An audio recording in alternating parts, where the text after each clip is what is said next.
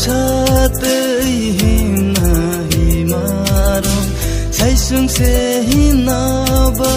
kelai siwo